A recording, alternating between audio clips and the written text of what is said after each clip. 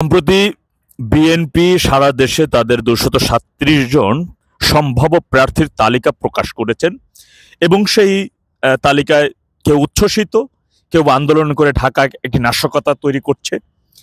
এটি হচ্ছে তারেক রহমানের একটি মনোনয়ন বাণিজ্য বিজনেস। এখন তারা প্রাথমিক প্রার্থীদের ঘোষণা, এরপর আবার মোটা অঙ্কের টাকা যারা বেশি দিবে তাদের আবার নাম নতুন করে আবার নাম অ্যাডজাস্ট হবে এবং কাউকে আবার বাদ দিবে। এখন কথা হচ্ছে আমাদের দলে আওয়ামী লীগ তথা মুক্তিযুদ্ধের সপক্ষের শক্তির পক্ষে যারা রয়েছেন তারা অনেকেই বলে থাকেন যে আগামীতে নির্বাচন হবে, সেই নির্বাচনের মাধ্যমে বিএনপি ক্ষমতায় আসবে, আর বিএনপি ক্ষমতায় আসার পরে 2-3 বছর পর আওয়ামী লীগ আন্দোলন সংগ্রামের মাধ্যমে তার রাজপথ দখলে নেবে। আরে ভাই, এই ধরনের উদ্ভট বিভ্রান্তিমূলক কথা আপনারা কেন বলেন? এই সব কথা বলে কেন আমার তৃণমূলকে মনোবল হারাচ্ছেন? কেন তৃণমূলের মনোবল ভেঙে দিচ্ছেন এই সমস্ত উদ্ভট কথা বলায়? আপনি যদি কাজ না করতে পারেন, আপনি নীরব থাকেন, আপনি চুপ থাকেন, আপনি আপনার ব্যবসা বাণিজ্য নিয়ে পড়ে থাকেন, আপনি খাওয়া আপনার মতো করে আপনি চলতে থাকুন। কিন্তু আমার তৃণমূলের ভাই ব্রাদার, মুক্তিযুদ্ধের 71-এর এই যে সপক্ষের শক্তি ভাই ব্রাদার, তাদের মনোবল দুরূহ হয়। আওয়ামী লীগের এবং বঙ্গবন্ধু সৈনিক পরিচয় এই ধরনের কথা আপনারা বলতে আসেন না। আপনারা ভুলে যান 1 থেকে 6 সালে বিএনপি যে কিভাবে সারা দেশব্যাপী আওয়ামী লীগের 35,000 নেতাকর্মীকে হত্যা করেছিল। বিএনপি যদি আগামীতে নির্বাচনে আসে কোন পরিস্থিতি সৃষ্টি হবে আওয়ামী লীগের জন্য একবার ভেবে দেখেছেন? শুধু তাই না, আওয়ামী লীগ সভানেত্রী তৎকালীন বিরোধী দলীয় নেত্রী জননেত্রী শেখ হাসিনাকে হত্যার জন্য একাধিকবার চেষ্টা চালিয়েছিল ওই শীর্ষ সন্ত্রাসীদের গডফাদার তারেক রহমান। তারেক রহমান এখন একটি মনোনয়ন বাণিজ্য করছে, আর কিছুই না। ওর খাটে যে শুইতে পারছে লন্ডনে যাইয়া, সেই নারীর সে মনোনয়ন দিচ্ছে। যারা ত্যাগী ছিল তাকে তারা মনোনয়ন দেয় নাই, কারণ হয়তোবা রুমিন ফারহানা লন্ডনে গিয়ে তার খাটে সময় দিতে পারে নাই, লন্ডনে যাই তাকে বিশেষ সময় তাকে দিতে পারে নাই। তথাপি আমি বলবো, তারা কাকে মনোনয়ন দিল না দিল, কি হলো না হলো, এটা আপনি কেন দেখতে যান?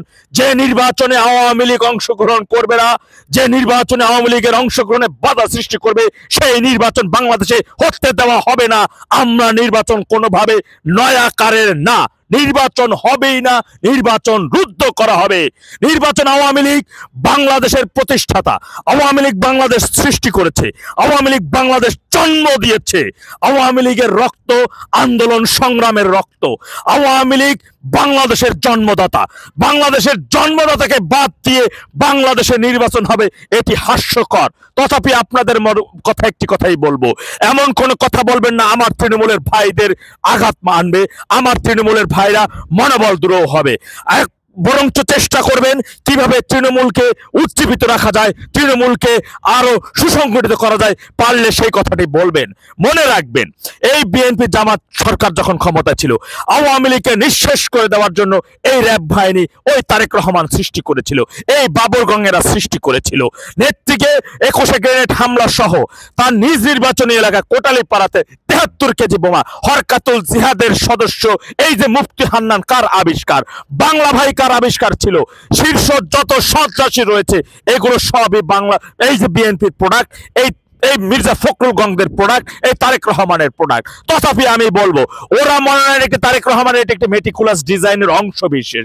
এই এখন এমন সময়, এই যে 237 জনের কাছ থেকে যার থেকে যেভাবে পয়সা পাইছে তাদেরকে আপাতত প্রাথমিকভাবে ঘোষণা করছে, এরপর আসবে চূড়ান্ত ঘোষণা। এটা হচ্ছে একটা বাণিজ্য, আর কিছু না। তথাপি ওরা কি করলো না করলো এটা কেন আপনি দেখতে চান? বাংলাদেশের জন্মদাতা আওয়ামী লীগ অংশগ্রহণ যে নির্বাচনে করবে না, সেই নির্বাচন বাংলাদেশে হবে না, হবে না, হবে না। এই শপথ নিতে হবে, যে কোনো ভাবেই হোক না কেন, যে কোনো মূল্যেই হোক না কেন। যারা ক্ষমতার ধারে কাছেও নাই, তারা এই 15 মাসের ভিতরে বাংলাদেশটাকে জাহান্নামে পরিণত করেছে।